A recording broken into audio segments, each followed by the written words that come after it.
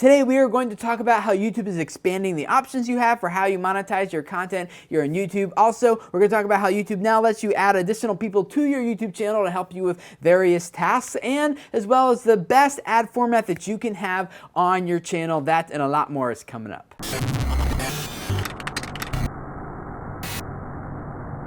Hey guys, my name is Tim Schmoyer and it's Tuesday, and you guys know that it means it's time to look at some online video news from last week and talk about the implications it has for us as creators here in this space of YouTube. And the first thing I want to talk about is how YouTube is expanding some of your options for how you can make money. Now this isn't like a brand new feature, but it's actually expanding to more partners now in more countries, and that is that if you have 10,000 subscribers or more, you can now opt in to have a paid YouTube channel where people will pay a monthly fee that you set starting at like 99 cents a month and up to gain access to your content. Apparently this is a revenue stream that YouTube is serious about pushing out, and so it's expanding the number of countries that this is available to. You can check out the link in the description text below to see if you are now eligible or not. And the thing that I think about this is I'm not convinced that selling video content on YouTube is really like a proven strategy that's going to work. I think it could over time with like a lot of persistence and a lot of top people doing it. Like we could eventually become accustomed to this. The other thing that I find interesting about YouTube, like using their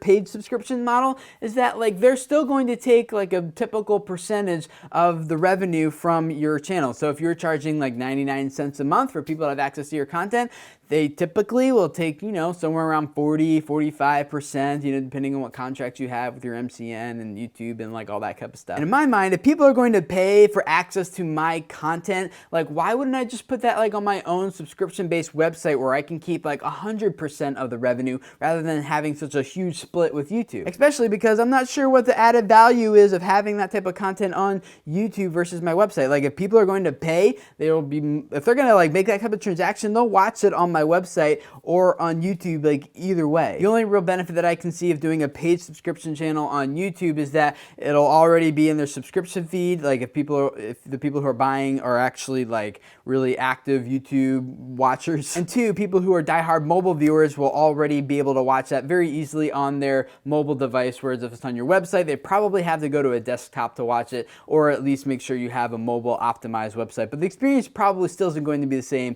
as the YouTube app. As a guy who's toyed around with the idea of having like paid premium content behind a paywall on my website, I would love to hear what you guys think in the comments below. And what would you do with your own audience? Would you ever lock some of your content away behind a paywall, even if it's just like for 99 cents a month? If it was like your diehard fans who are like really like you're going to offer some tremendous value to them that they wouldn't be able to get in any other way other than if they were financially supporting you for that content. Like, what do you guys think about all this website versus YouTube and all that whole thing? And before you start commenting saying I would never pay for anything that's already available here for free on YouTube, like we already understand that, right? This is for like something special. Like in my case, it would be like half-hour to hour-long weekly video trainings that go like way in depth than anything I've ever done here on this channel with just, you know, like a couple minutes per week actually. Like this would be something totally different, hopefully way more valuable. Like, and I think that's the type of stuff that YouTube is looking for on these paid subscription channels, like something that's totally different, I mean,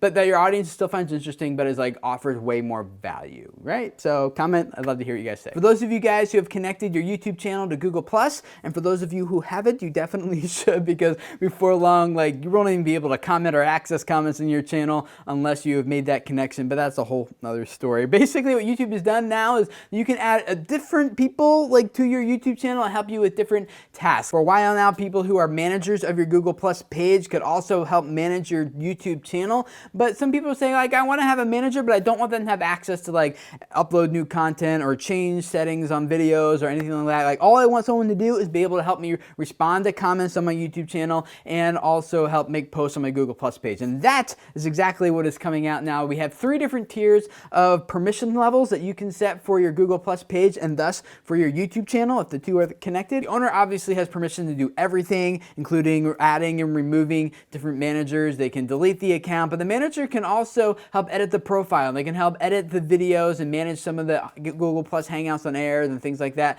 The communication manager, which is the new role that now YouTube has established, can also do other things like publishing posts on your Google Plus page. They can respond to comments on Google Plus as well, and then soon they will also be able to respond to comments on your YouTube channel as well. So more incentive for you to move to Google Plus there. I know like some of you guys are waiting out like because you really just don't like Google Plus, or there's something about the connection you don't like. I totally feel it. In fact, it was just like yesterday or 2 days ago that I finally connected my last account to Google Plus.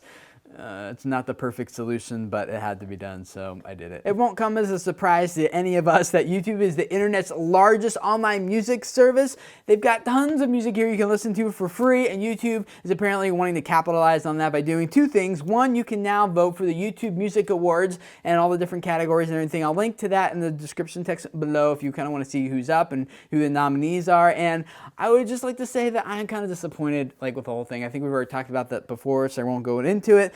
I mean, I think it's nice that YouTube's kind of giving like a hat tip in each category to at least one original YouTube creator. The rest are like Billboard top 10 people that you've definitely heard of. So it doesn't sound like YouTube's really trying to tap like the YouTube community or the environment that this place fosters for budding musicians. And because of that, I probably won't be participating, not as like a boycott necessarily, but more because I'm just not interested in it now. And the second thing YouTube wants to do with all the music here is launch some sort of subscription service that people can pay a monthly fee to listen to all this music on demand, mostly from their mobile devices, competing directly like Spotify, Pandora, Rhapsody, Napster, like all those types of places. It's uncertain when this service will launch, but some people are saying it could be here as early as next month, and other people are saying it could be here as late as like December. They will supposedly have a free option that'll be ad supported, or you can pay reportedly $10 a month to remove the ads and have unlimited listening to all your favorite music here on YouTube through mobile devices. Of course, you can already listen to it free on the desktop. I have two more quick stories for you guys. The first one is some academic research that shows that mid-roll ads are actually the most effective ads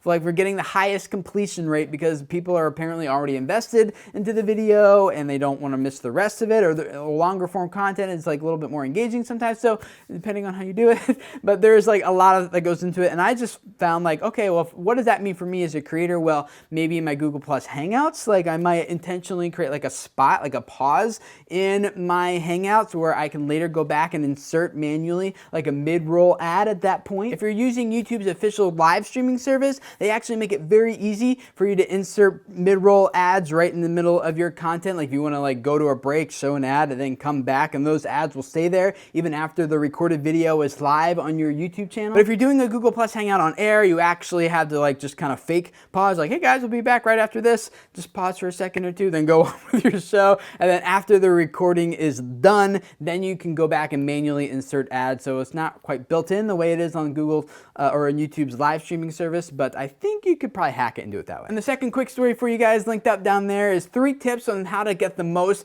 out of your YouTube collaboration projects. It's written by Austin Knoll, who is the social media manager at Fullscreen. So it's on realseo.com. Make sure you go check that out. And guys, I hope this has all been helpful for you. If this is your first time here, I would love to have you guys subscribe, because every week we do just what you saw. We look at online video news, talk about the implications it has for us as creators. And then tomorrow on Wednesdays, we'll give you guys some YouTube tips, ideas, suggestions, and things. And then on Thursdays, we do some YouTube Q&A with you guys, all to help you out, because I believe that a lot of you guys really have messages that could help change the world and influence people's lives if the people who need to hear what you have to say could only just hear what you have to say. So I want to help you build your audience and spread your message so that we can all influence people's lives here on YouTube. So thank you for letting me be a part of that. Subscribe, and I will see you guys again next week. Bye.